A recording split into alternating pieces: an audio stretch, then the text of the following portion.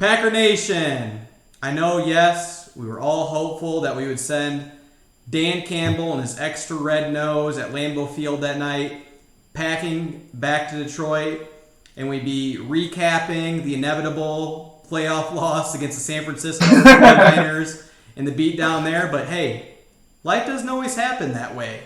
There's always things that come up along the way. So, instead, Packers on the Rocks, we will be welcoming you to the Season in Review episode. So, let's go ahead and kick this puppy off. Cheers, Dave. Cheers. The Season in Review would have happened anyway today because we would have lost to any single team that was in the postseason this Even week. the Jacksonville Jaguars, if we were on the AFC side? Yes. That is true. Coming back from 27 down to win that game. So, Packers, rest assured, no matter who we're playing, we're coming back home with an L and maybe a little bit more of a sting in trying to recover in the grief that comes along with it. The only interesting game would have been if you pointed us in the AFC and we played the Chargers. It would have been what team wanted to give the game away to the other team the most. And that game right there, I've said it before, NFL gods, script writers, I think the NFL is becoming more and more like the WWE. Or I just don't like that brand of football, how you can erase a 27-point gap in one half. I know the Vikings did against the Colts, and that's really broadening our horizons towards recapping the playoffs that, hey, we're not even a part of. And this show's talking all about the Packers, so... this is an NFL on the rocks. This is Packers on the rocks. So let's kind of stick to it here.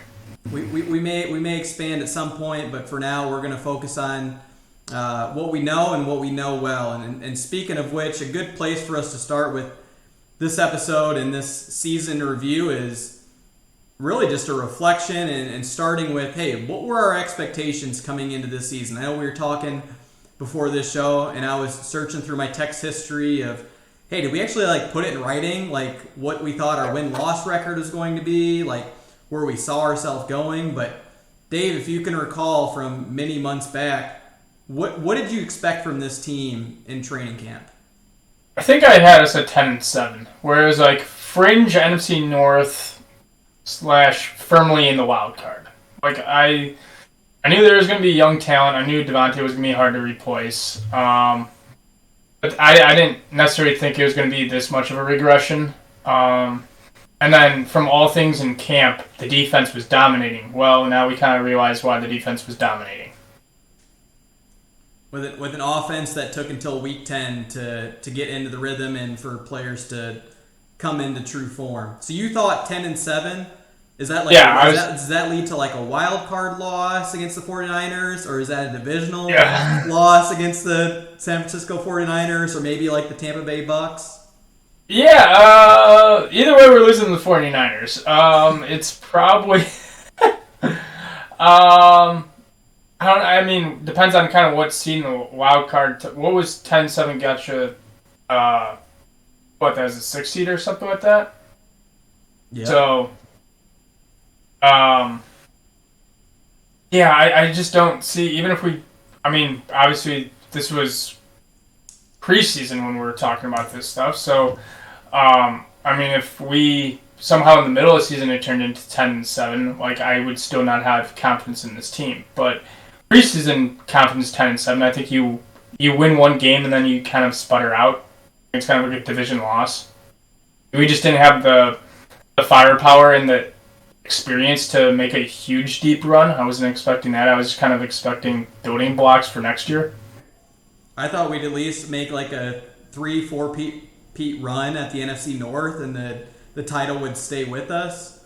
And my expectations were very similar heading into the season. I had us at probably 11, maybe 12 wins at most. And the way that if I looked into a crystal ball, I foresaw the season going as our defense was going to carry us.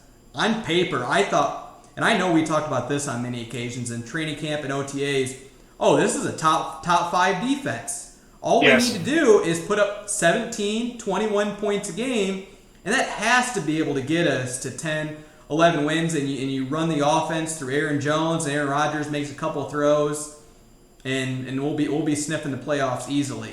That's not quite what happened, though, and that may be a good segue into, I don't know if we want to start on more of a pessimistic standpoint and what went wrong this season, but that right there is one of the biggest factors into this 8-9 disappointment of a season. I want to get to one last point from training camp. There were some really funny headlines in training camp that never really panned out. So it was the defensive line / edge rushers, like the pass rush in general, just had their way with dominating camp. And it's like, oh, okay, we're going to get to the quarterback a bunch. Well, when you roll out Newman and Hansen, that's kind of like, oh, okay. And then the second point was Dobbs was having a great camp, and you hardly saw Dobbs anywhere in the beginning until Watson got hurt. It just took, they were slow to adjust to a lot of things, I believe. Did we have our intra practice with another? Was it the Saints that we had? It was the Saints. It was the Saints this year. And I remember, like, after every single practice, you go through and you take a look at the highlights and what the beat writers had to say. We're in present, whether it was that or going against the number one offense of our own. Our defense was balling out there, flying around.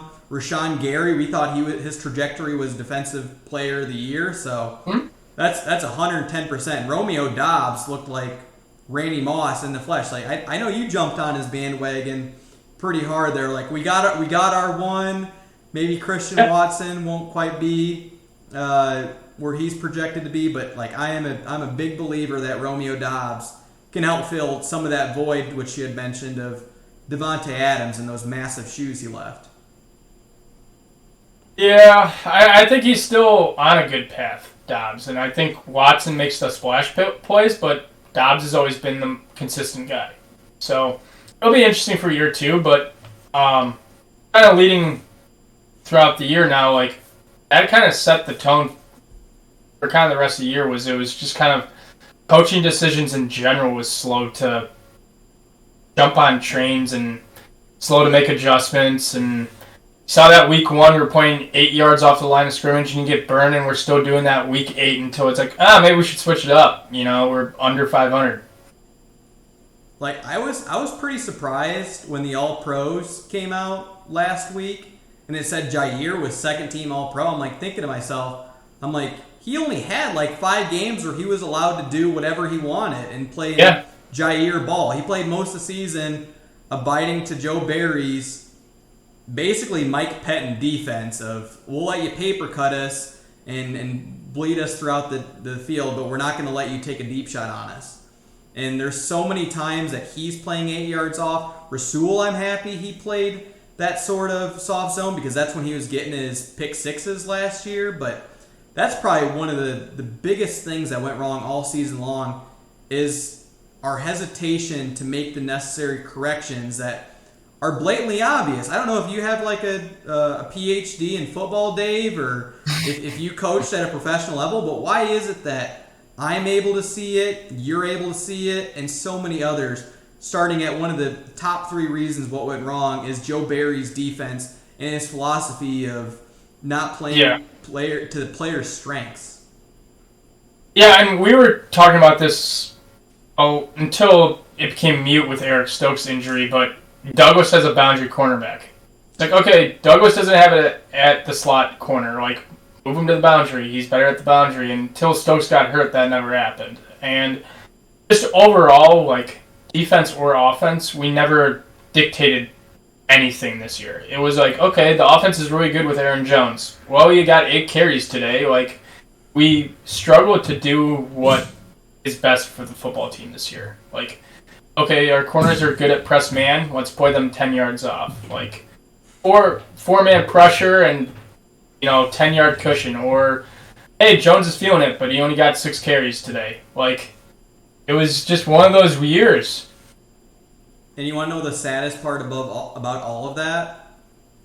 We may fast forward this Packers on the Rocks Season 2 to the season in review recap, and we could very well be talking about the same soft zone defense that Joe Barry brought with him this year, because it sounds like, I mean, maybe LaFleur might not show his hand, but the way he sounded in that presser conference, he does not anticipate any changes to the defensive coordinator position.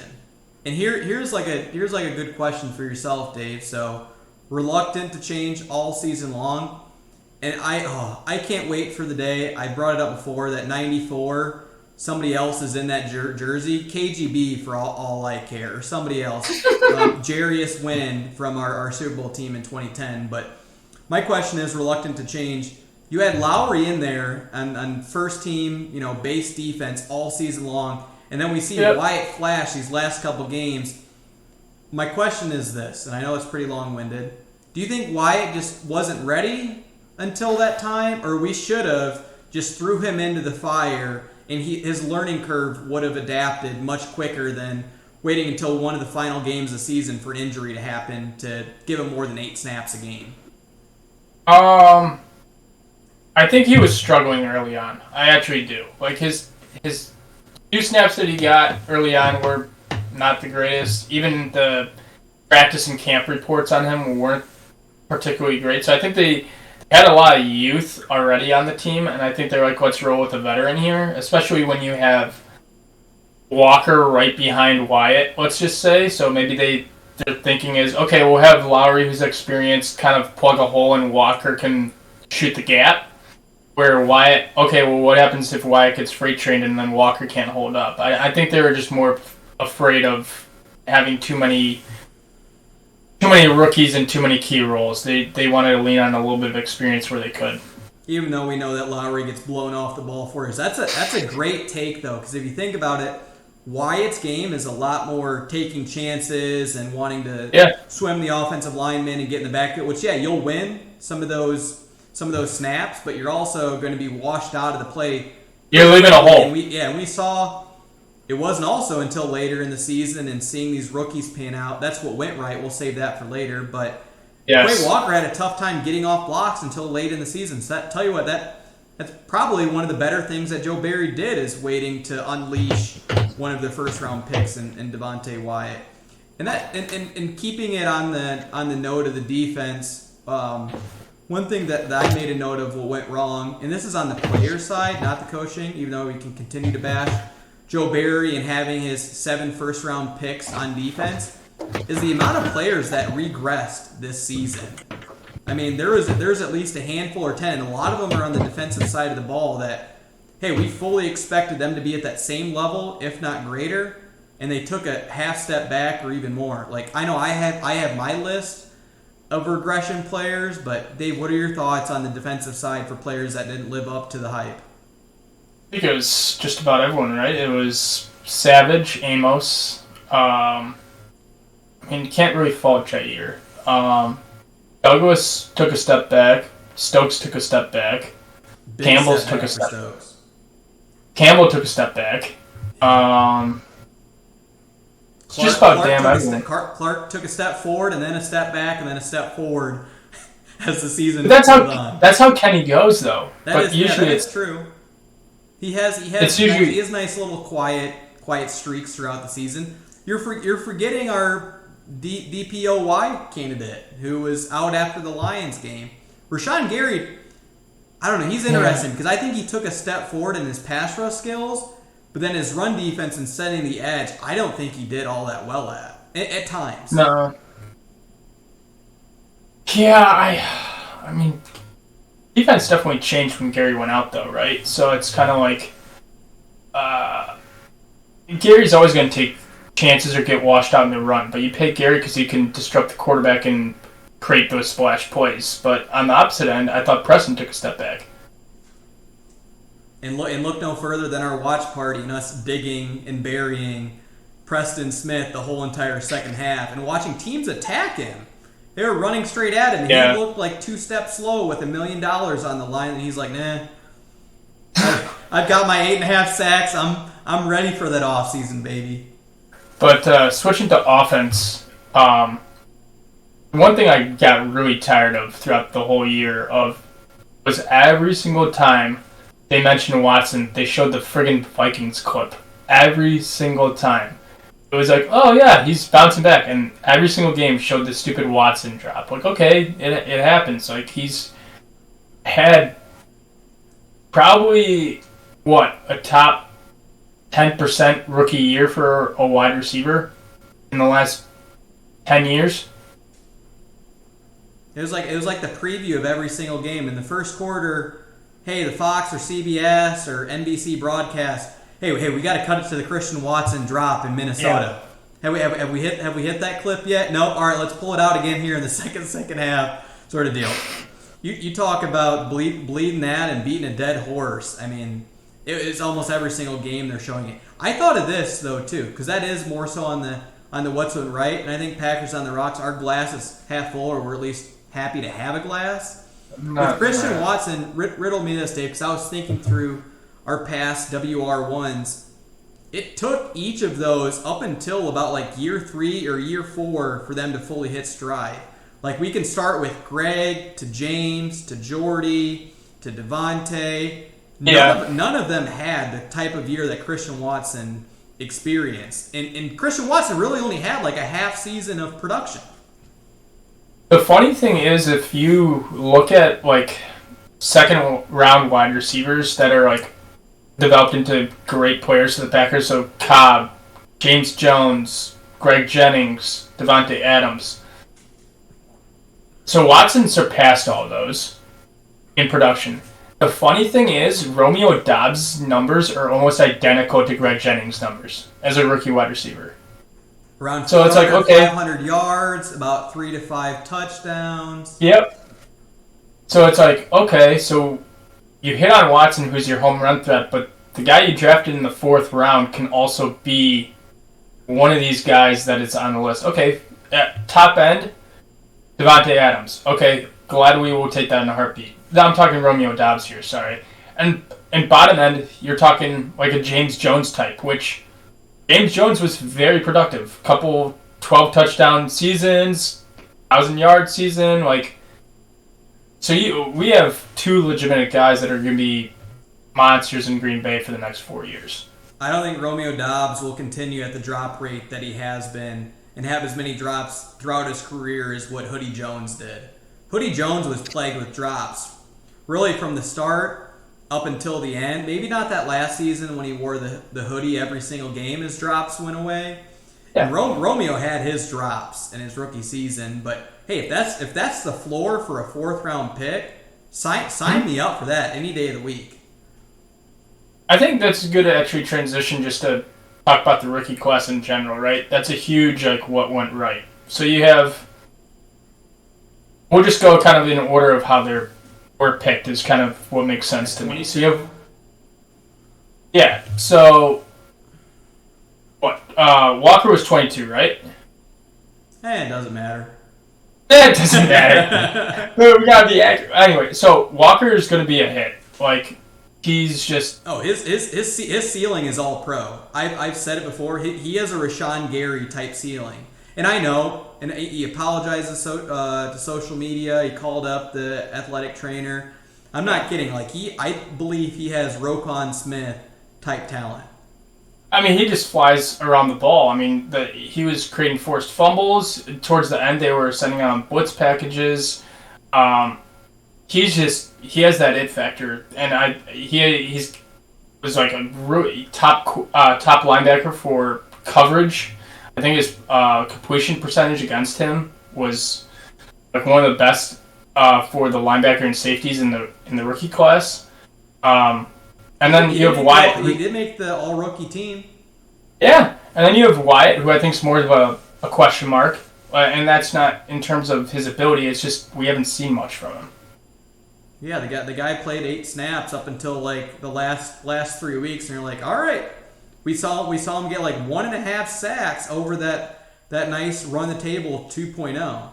Hey, if we hit on one of those 2 picks, think about how many busts there are in blue chip first round pick players. And I'll at least say he's going to be better than Dean Lowry.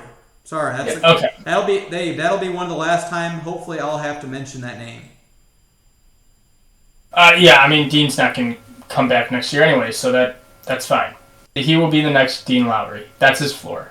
Watson, we've covered most of this episode. I mean, he's just dynamic. You can do the jet sweeps. You can do vertical. He kind of had the started getting the intermediate passes. Then they kind of opened the playbook to everything: short, deep, long run plays. So I think not get 9 touchdowns next year, but I think he's going to be the focal point in the offense. He takes the top off the defense. We saw how much that opens up every other player. And Dave, you left out, I think, one of his underrated qualities. He's a hell of a blocker.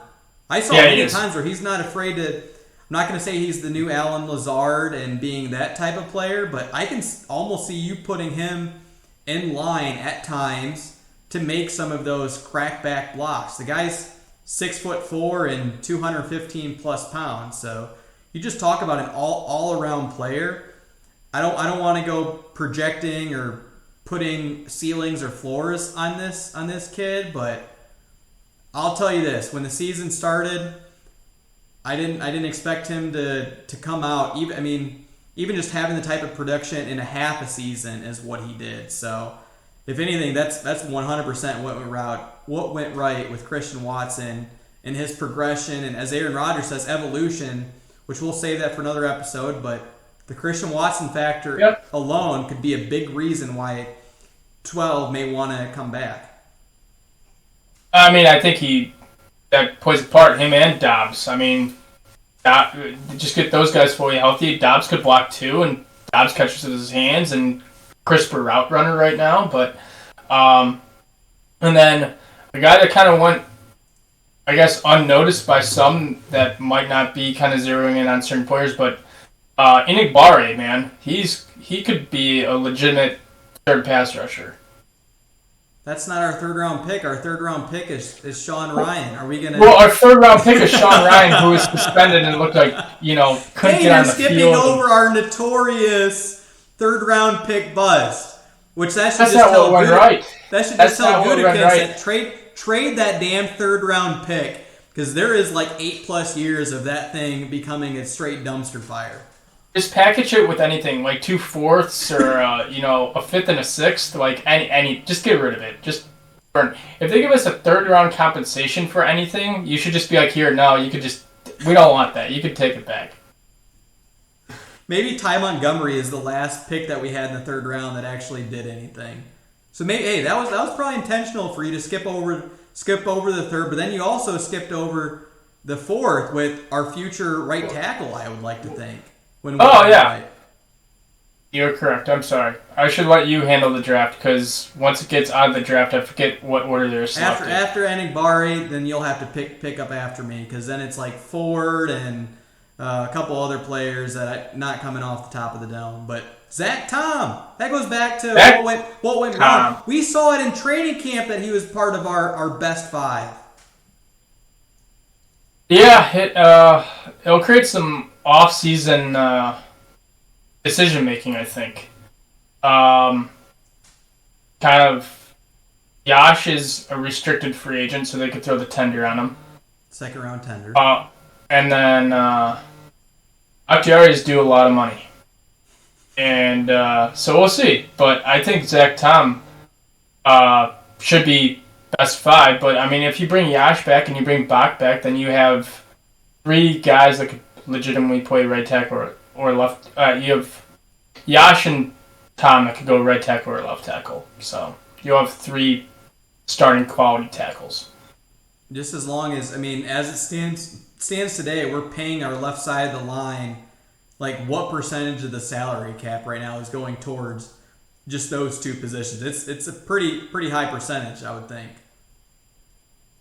Yes. I'm not a financial guru, man. But I know that Jenkins' cap hit next year actually isn't significant. That was kind of part of the deal. Yeah, it's a nice team-friendly deal in the way that it's set up. I mean, that's cool with me. Anchor the left. I mean, go either way at that left side next year. I mean, we're not in next year. We're in this season review, but they move on from Bakhtiari, then you have at least Jenkins next to Tom on the left side to kind of help him out. And we've been talking about this all season long, and this could have been the silly excuse for why he didn't get inserted into the lineup until that Redskins game where Jimmy Johnson, if we think back to that, Jimmy Johnson's like, and Zach Tom getting the nod at left tackle. I'm like, take this senile guy back to the senior living facility because he doesn't know what he's talking about. But anyways, like my point is that the coaching staff's excuse for Zach Tom all along could be like, he needs to add weight and he needs to add some lbs in the weight room. He needs to put on some more size. Think about where he was at, and I think he was already part of our best 5. You know he's going to get better in the offseason and come back with an extra 10 pounds of muscle. Maybe Sean Ryan will lay off the peds or the dope, whatever he was on, and get his act together to maybe surpass John Ryan by year 3. Yeah, I mean, that's your 4th round pick. Speaking of which, I just read a thing on Marco Rivera, one of our best right guards, really, of all time. It took him until like year 3 or year 4 for him to finally hit stride and turn into his Pro Bowl form. So you gotta love what you're seeing in Zach Tom so far. All right, Enigbare time. Good player.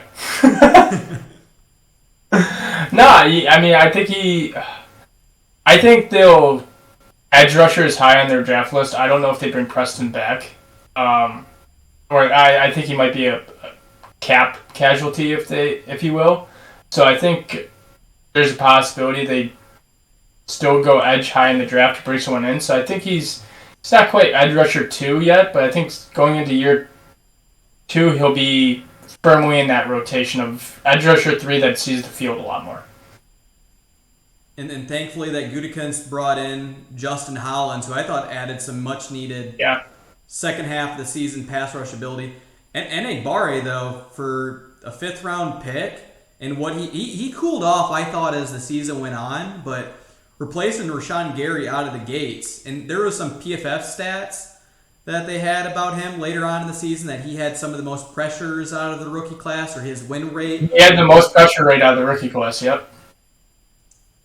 When's the last time we had a 5th round pick that had that type of rookie season? I don't know. Now he's just got to kind of finish him off or kind of make some impact plays, but I like his style. I like his speed that he bends around the end, and he's not afraid to get physical in the run game. I think he does a good job. Yeah, he'll be a nice 3rd option, maybe like a 2014 Mike Neal option, or even Julius Pepper. And I'll stop there, Dave. He'll be a bad Nick Perry.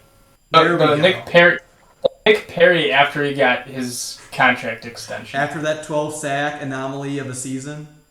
Yes. Anything else regarding this draft class that Gutekunst has to be doing one of these numbers?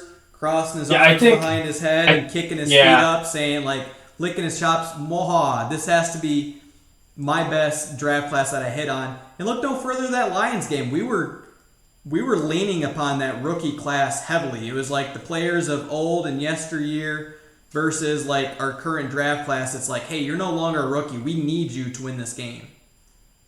There's definitely a youth movement on this Packer team, which makes you kind of question what's going to come ahead in the next couple months. Dave, are you previewing Aaron Rodgers Tuesday on the Pat McAfee show and some of those comments that he made, which will keep Aaron Rodgers in the watch party of what's to come for him? But he mentioned reload once again versus rebuild, and that new wave of talent. I don't know what you want to classify that is, but that definitely plays into it. Yeah, we're going to save Rodgers for a whole other episode because I think we could do so much time on just Rodgers himself. But let's see here. I'm doing some basic numbers here. So 2020, we reloaded. And so we go to the NFC Championship game. We lose. We reload. Thanks for bringing it up again, Dave. Now I'm going to have to pour myself another glass. Oh, boy. No, I'm still here. So, we reload after losing the NFC Championship game. We reload again after losing the NFC Divisional Round game. I mean, I know we traded Devontae and did some stuff, but it was still a reload. It wasn't a rebuild. Now we're at 8-9. We reload again what's it going to be? Is it going to be 6-11 with a bunch of aging players with a bunch of young people? It's kind of time to rip the Band-Aid off and kind of run with the youth movement. It has a lot of well, I can't say like '07 in it, because '07 was there was young talent there, and then I think that they were better when Rodgers took over. But like, this is the time. If you're going to stay in your tracks, you're just going to keep declining with the older players. It's kind of time to just sweep in and get the rest of the roster young and start the rebuild and open up another window in the next 5 years. Are you saying you don't want Rodgers and his band of characters back, and Big Dog and his golf cart riding buddy, his caddy, his campfire friends, and Lazard and Tunney? Are you saying you don't want those guys that he always liked to say, these are players that you can win with? You don't want those aging 35-plus-year-old players returning for another season? Even Mason Crosby. I will never trash Mason Crosby again for what I saw with the Cowboys in Tampa Bay game. But first of all, he's a free agent, so the Packers don't even have to bring him back. But he made a 56-yarder against the Vikings, but that's an anomaly. He missed the 53-yard field goal against the Lions short. And we have yet to see him actually kick it far enough for them to be willing to take a touchback all year. Once the calendar turns October, that thing's barely getting it to the 5-yard line. Hey, that's keeping it on topic to right versus wrong. I mean, we can't just let this overshadow this. But speaking of Mason Crosby, and I thought he did much better than he did a year ago. He was much more reliable. The whole operation was sound. You talk about what went right, which is at the top of my list. Rich Bisaccia and that special teams unit. I thought there was no savior out there to be able to turn around that dumpster fire of special teams. And early on, we're like, nope, hey, we may be worse. As the season went on, you saw his effect. Dave, are you now going to start calling it WeFence? Are we on the WeFence team? And are we hoisting Rich Bisaccia on our shoulders? I'm a Bisaccia guy. I don't think I'll ever call it WeFence. But no, I mean, we got an all-pro kick returner. Coverage looked better. And the operation, I guess you will, at least on kick, on field goals, was better. We still saw the block punt and the occasional miscues. But, it went... That's probably a huge leap, right? That's kind of like, okay, this part of our team is not going to cost us games anymore. It's almost just wild hearing you say that. Like, pinch me, or like, hey, going back to preseason expectations, I'm like, you could bring in the best special teams coach of all time. I just think it's in our makeup and the lack of practice with it and putting more of an emphasis in offense. I think we're always going to be bottom of the NFL. And this kind of ties back into the draft class. And Gutekunst said this in his presser. Hey, we started drafting more players just for teams. Do you think moving on, and I mean, this is a whole different episode for the draft. I know we're giving teasers left and right here, Packers on the Rocks subscriber, but like Tariq Carpenter, that's a 7th round pick, and it's almost like that once we get to round 6 through 8, which it's a crapshoot as is, we're going to keep drafting special teams player. And Gutekunst said, we could continue to roll with that sort of approach.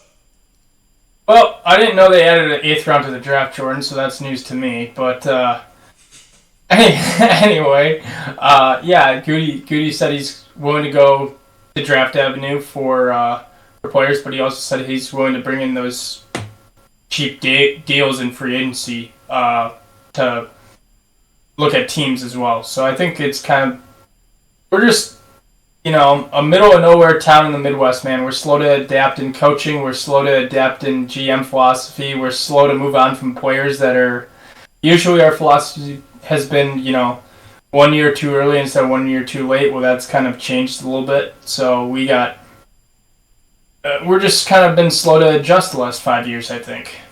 We did such a phenomenal job of it. I can think of at least 5 players like a TJ Lang and Josh Sitton, Yep. HaHa Clinton Dix, all these players that we let, Mike Daniels, we let go. Corey Lindsley and Micah Hyde, those are two exceptions. But in Devontae Adams, there's nothing we can do there. But we did so well for so long under Ted Thompson, where he could sense that a player is just about done. And even Brett Favre, which he had that year with the Vikings, that he's like, hey, it's time to let him go. And he turned out to be right, where this is like one of those years that it wasn't quite the case for holding on to some players. Cough, Rodgers. For one too many years instead of cutting ties with them. I think a lot of it might have to do with job security to a certain point. You know what I mean? Like, okay, I drafted Love. If I start Love and this is a dumpster fire, I could lose my job. So I'm going to hold on to the players that I think can win. But then you hold on too long, and it's like, I understand Mercedes Lewis's value, and he's an exceptional, basically sixth offensive lineman, and he brings leadership and all that stuff. But that tight end room is completely dry. And then you have, the Rodgers and Love thing where you got back-to-back MVPs out of Rodgers. I'm sure the trade market with the Broncos, the haul they got from Watson was just off the charts. And then, like you said, Cobb could have been retired 2 years ago, but Rodgers is like, here, I'll mail your paycheck for you. Like, Crosby can't kick it out, and they've been trying to get competition for him, and somehow I'm sure someone's in his ears saying, just keep Crosby. Like, I don't think they want to do a huge youth movement, because then it just puts LaFleur and Gutekunst on the chopping block. Like, if this goes to shit in 2 years, you're going to lose your job. How about one of the biggest liabilities that you just brought up here a second ago? A depleted, or there's no talent on the shelf really besides the 6 offensive linemen in the tight end room. Like, I have one of the players with the biggest regressions. I get it. He's coming off of an ACL tear, and they're hoping that he comes back to his 2020 status. Big Bob Tunyon is not a tight end one. I'd almost go as far as saying I'd rather have fucking Jimmy Graham rolled out there as your tight end one. I looked at the final stats. Somehow, some way, he had over 400 yards receiving. I don't know where they came, but... And then I watched highlights of J. Mike in that 2009 playoff game against the Cardinals. And I'm like, outside of Jared Cook, this has been a position that has just been on the back burner. We used one of our bus and Jay Sternberger on it a few years ago. DeGuara is more of a hybrid fullback, H-back type role. But talk about what went wrong. You bring back Rodgers' friend and Big Bob, and you expect him to go back to his 2020 12 touchdown year. I knew that wasn't going to happen. That scheme, as far as getting him open, he's not winning one-on-one routes. And it's after an ACL, the guy could barely cut up field.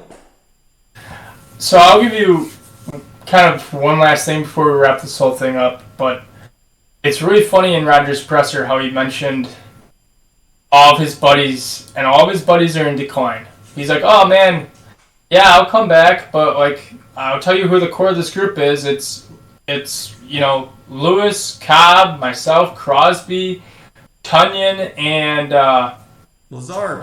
Lazard. And Bakhtiari. Lazard. He's coming back. And Bakhtiari is the one exception. I put him under what went right in returning to all-pro level when he is healthy. But like, okay, Lazard's going to want money. You're not going to bring Lazard back.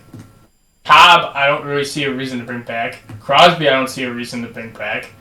Tunyon, I don't see a reason to bring back. Okay, so all your boys are going to be free agents. Like, if all your guys are gone and the Packers are like, we still want you, are you going to come back? How about this, too? This is an Aaron Rodgers type episode. And things that he does that contradicts one another. So all the time he talks about meditation and kumbaya and finding himself, and he's at peace, but then he's on the field in the Lions game and he's letting out F-bombs and he's as frustrated as I've ever seen a human. I'm like, where's your chakras aligned?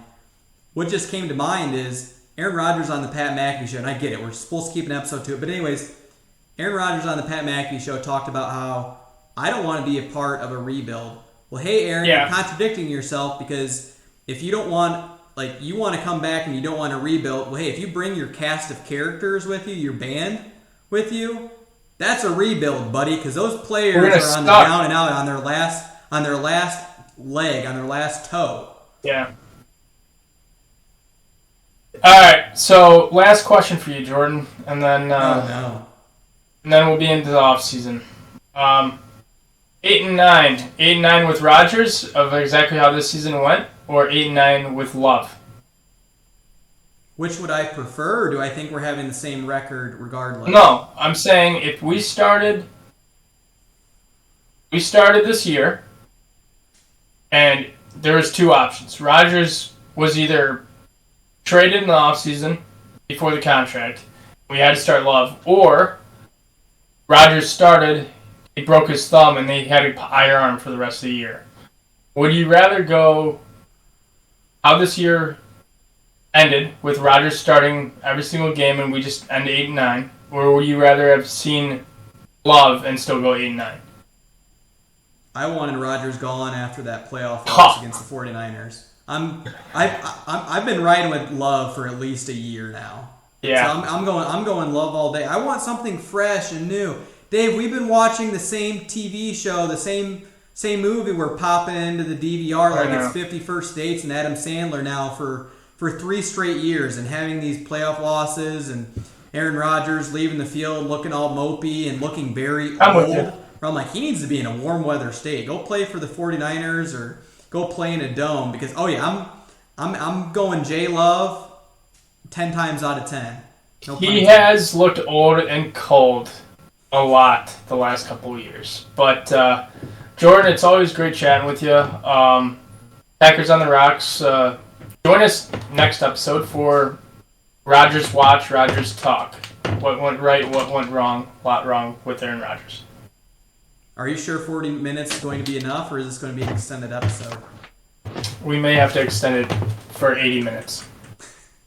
All right, well, hey, stay tuned. Dave, it's always a pleasure. This is one of the highlights of my life, doing this with you. I know we said it before, but similar to other shows that didn't quite go to air that I'm thinking of, and we weren't able to publish that one. But just want to say it's a great experience doing this. We're making our strides too as the show goes on, and hey, we got next week to talk about the future and who's under center. So that being said, do we need to take ayahuasca to talk about Aaron Rodgers? do you have access to it? Oh Jesus! Don't rule it out. Hey, maybe that's a summer episode. We'll get our hands on some sort of hallucinogenic, maybe even if it's circa 2010 sativa, and then we're going out of our mind for 10 minutes. Jordan, always a pleasure, man. All right. Cheers, Dave. Cheers, bud.